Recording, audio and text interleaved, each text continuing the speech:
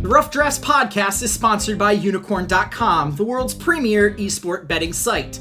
Log on today to bet on all your favorite esports titles at the simple click of a button. Choose your game, choose your team, earn unicoins, and who knows, maybe you'll earn enough to enter to win any number of fabulous prizes, such as Logitech peripherals or CSGO skins in their marketplace. Unicorn.com. Log on today.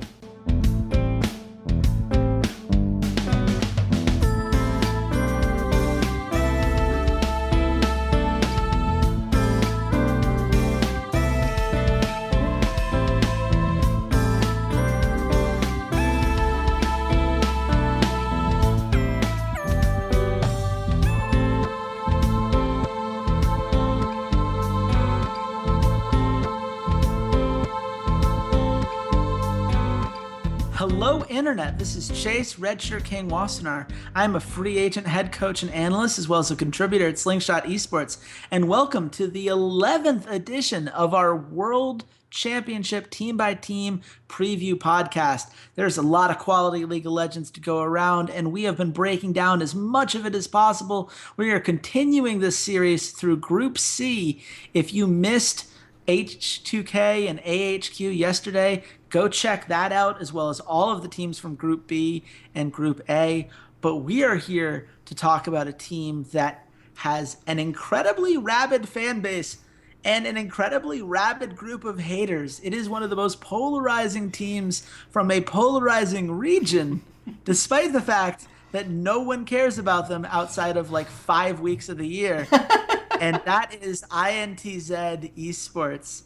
And I am joined by my co-host and good friend, Walter Ceades Fedczuk, to give us the scoop on why people have such strong emotions about this. So let's start there, Walter. How are you feeling, and how much did social media, both for and against INTZ, corrupt you in your research? So, with your intro there, I thought you were like going into TSM here for a second, like polarizing region, polarizing team. I was like, I'm not ready to do TSM today. I get there's a T in the name, but like, no, we're doing INTZ. And then you took me for a loop. We're like, oh, Brazil. Okay, good. Yeah, that's what I'm ready for. Of course the TSM fan thought it was TSM. I think it's not always about you, Walter. It's not always. We got to talk about Brazil, because Brazil loves their region and everyone else hates Brazilians loving their region. I love it.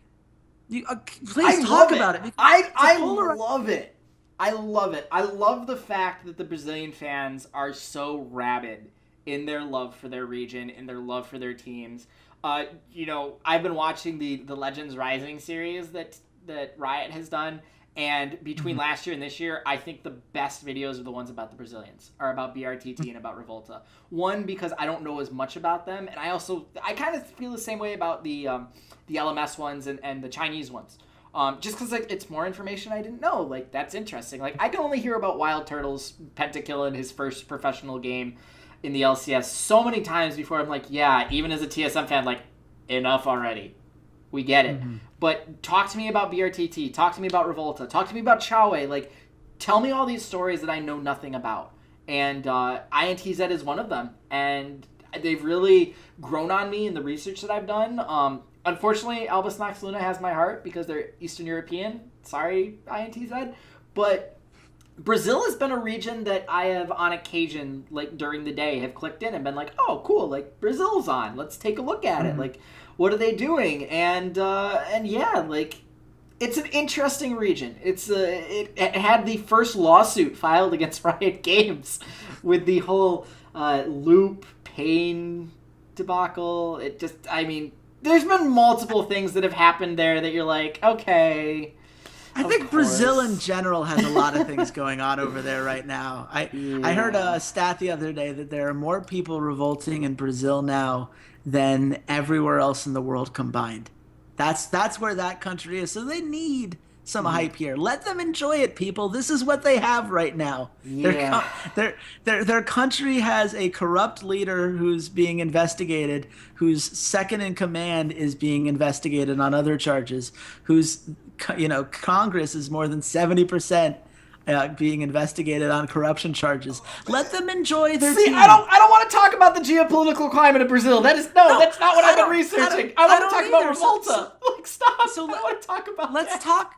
Let's start with this point though, because the thing you get from all these people that get hard on Brazil, because there are some Brazilian fans and Brazilian coaches or whatever else that will say Brazil is so good that they deserve an automatic spot to Worlds. They deserve to have one, just like Taiwan has two and all the other power regions have three. And they have been able to send a team every time there has been an international wild card.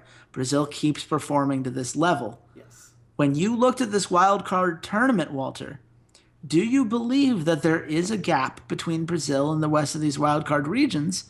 Or is this one of those things that ends up getting caught up in the hype train that naturally comes with a fan base as passionate as Brazilians are about everything? I don't think there's a gap in the talent.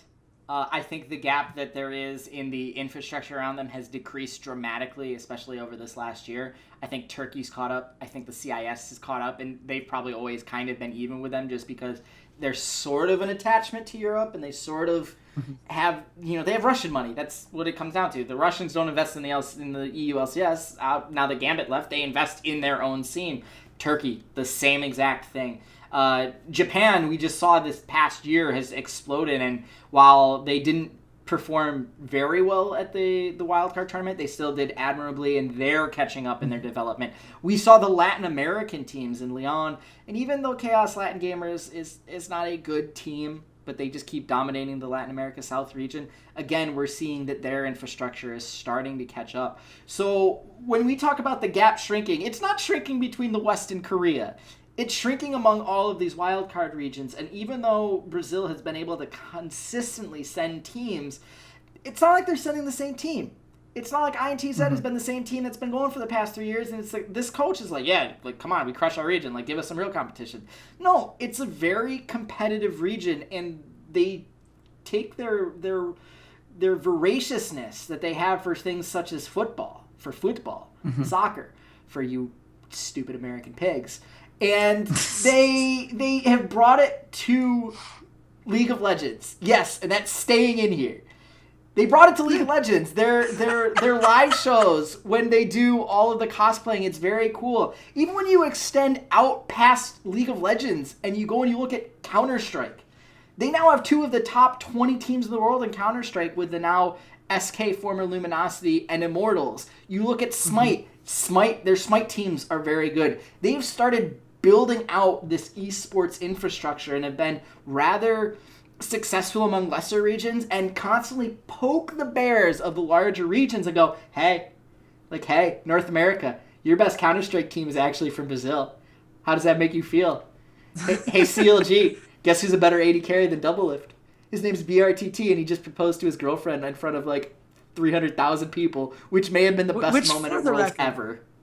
Absolutely was among it's got to be top 3 of the best world moments of all time. And also, I appreciate that is the second meta reference we have made on this podcast over the course of the series. We really need to have a tick in the bottom left counter how many self-referential things we make, because we're keeping it in, will only matter to us. It's beautiful. But so that's the region.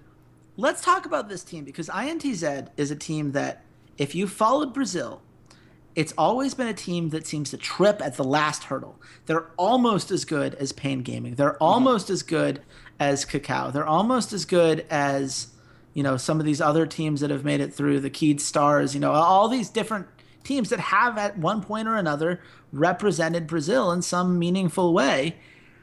And they've always gotten in their own way. So what is it about this version of the team that sets them apart and makes them a team that is deserving of this world spot?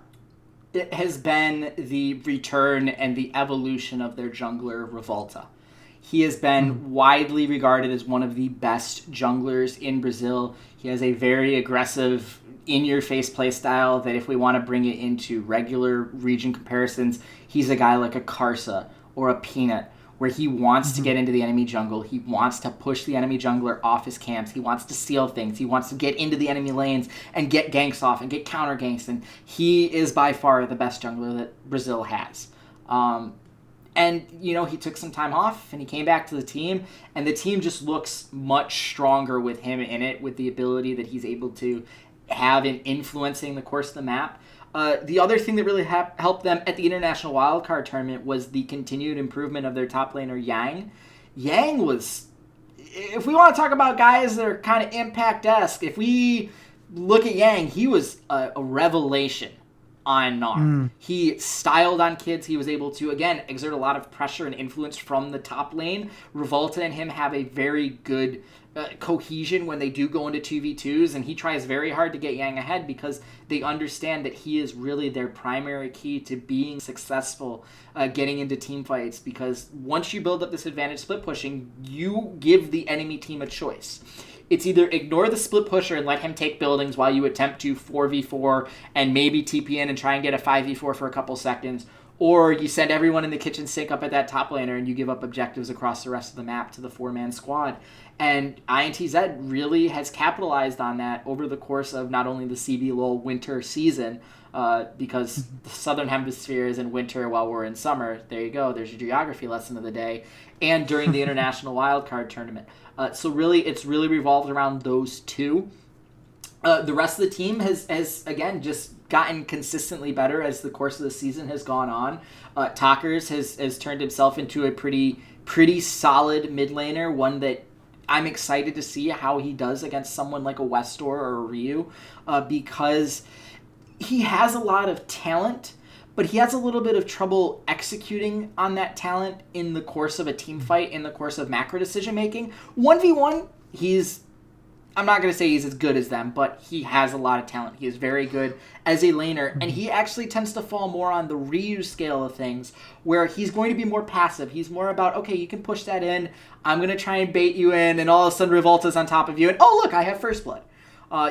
Things like that. The bot lane, Mikau, solid, very consistent. Again, wants to play back in the lane, let you push in, just get his farm, which allows Jockster to go roam a lot. And Jockster is really a catalyst along with Revolta that they can use. He's exceptional at getting vision control in relative to the international wildcard regions and his own region.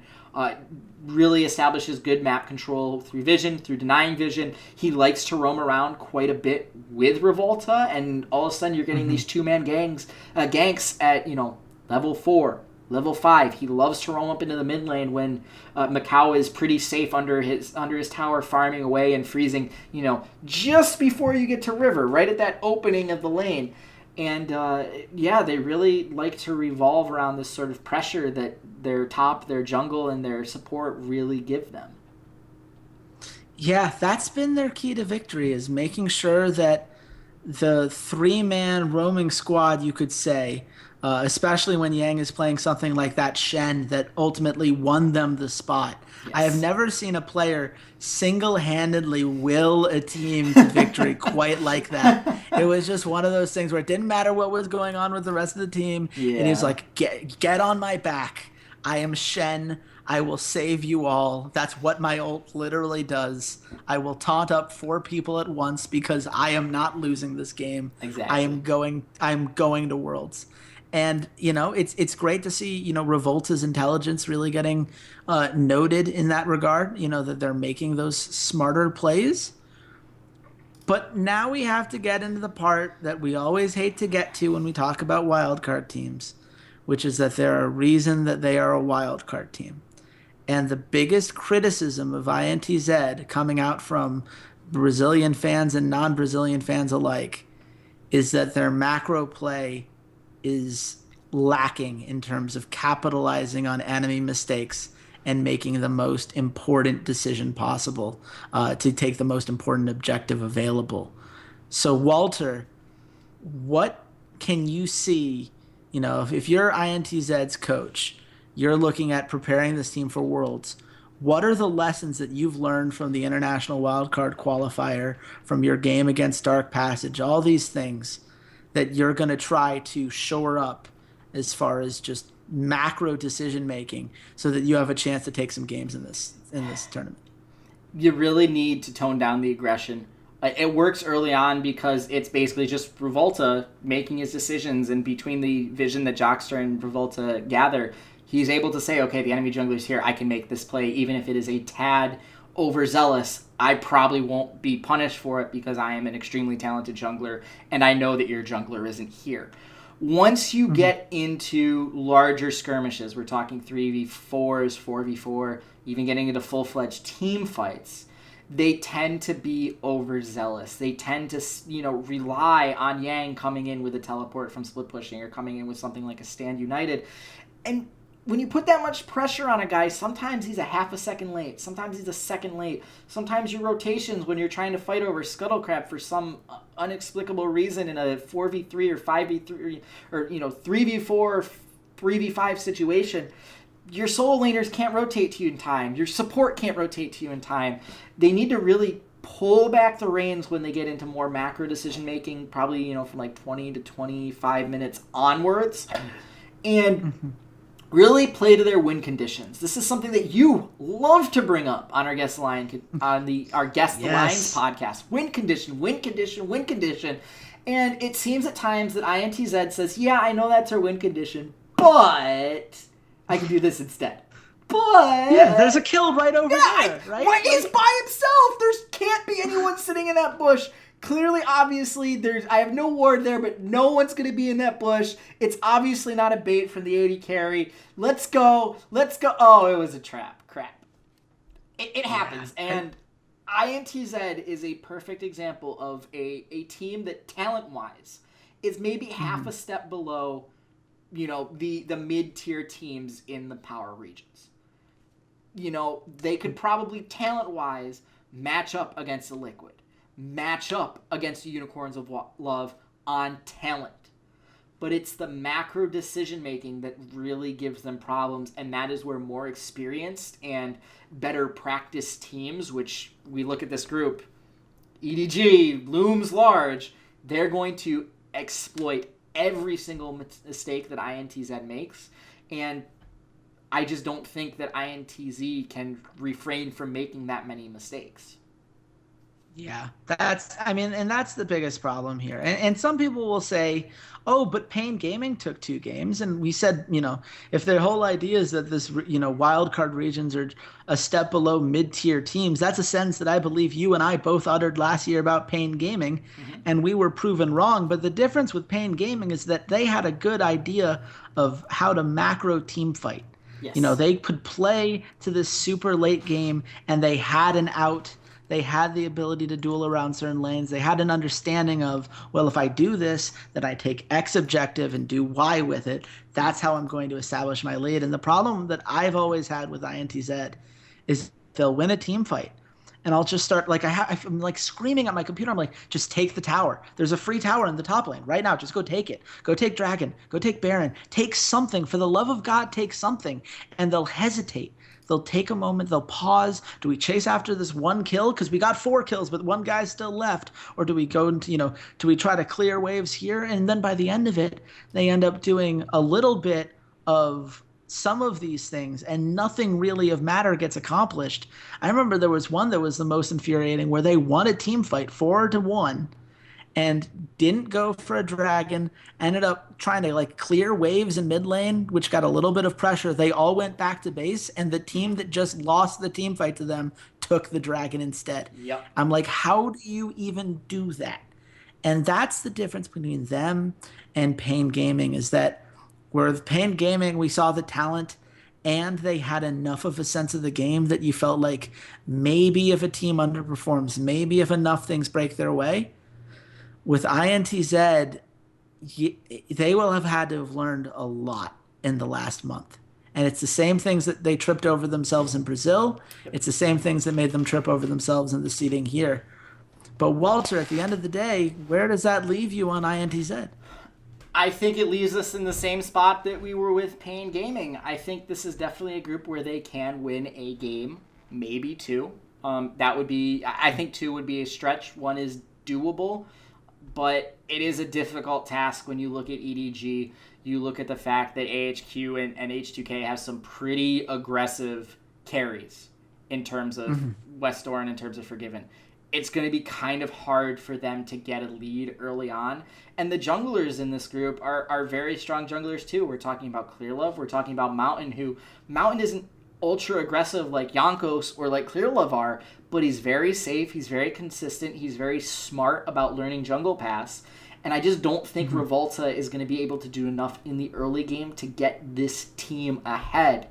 And quite frankly, if you want us to consider Brazil up near, near an LMS, near Europe, near North America in terms of, they deserve to be a major region, you need to win more than just one game at Worlds. Winning one game at Worlds just goes, okay, you got lucky. You won 1 of 6 games, 20%. You still get an F. Like 1 in 6 is still an F. Sorry. They got 2 last year. They won 1 in 2014. They got 2 last year. So theoretically, this is the year they get 3, right? That's how maths works. All memes aside, I have this team as a 10% chance to get out of groups because it would basically have to be AHQ beats themselves more than INTZ beats themselves, and H2K has the potential mental collapse that I mentioned earlier. The only reason I give them a percentage out is because all 3 of the teams that I just named have problems closing out games when they're ahead, or have problems climbing back into games when they fall behind. Their macro decision making is not always 100% there. With AHQ, it's because you don't know what Westor is going to do. With H2K, it's because Vander and Jankos, whatever, can psych themselves out. With INTZ, it seems like they just haven't played enough quality teams to know any better. But they're going to learn pretty quickly, and it'll be interesting to see how quickly they're going to learn. I don't think it's going to happen, but, shout out to the fans from Brazil, and shout out to you guys who listen to this podcast. If you enjoyed it, you should definitely let us know. There's a comment section on this YouTube page, and of course, the YouTube is at youtube.com/ with the just search Rough Drafts Podcast. Yep. If you want to listen to the audio only version, some of you guys really like having those MP3s on the go, we're here for you. Search for Rough Drafts Podcast on iTunes, or go to soundcloud.com/esports Rough Drafts, and you'll find it there. There are also tons of ways to get in contact with us. The @RoughDraftsPod Twitter is the great way to do that because we are constantly checking that, and we do live tweeting throughout the game. So you can tell us in real time whether we were right or wrong about any of the things that we did as Worlds continues. And you can also, of course, contact us individually. I am @RedShirtKing on Twitter. Walter, where can the nice people at home find you? You guys can find me at Ceades_LOL. And folks, when we reach 100 subscribers on YouTube, we get our own custom URL. That's crazy talk right there, Walter. It is crazy talk. Insanity.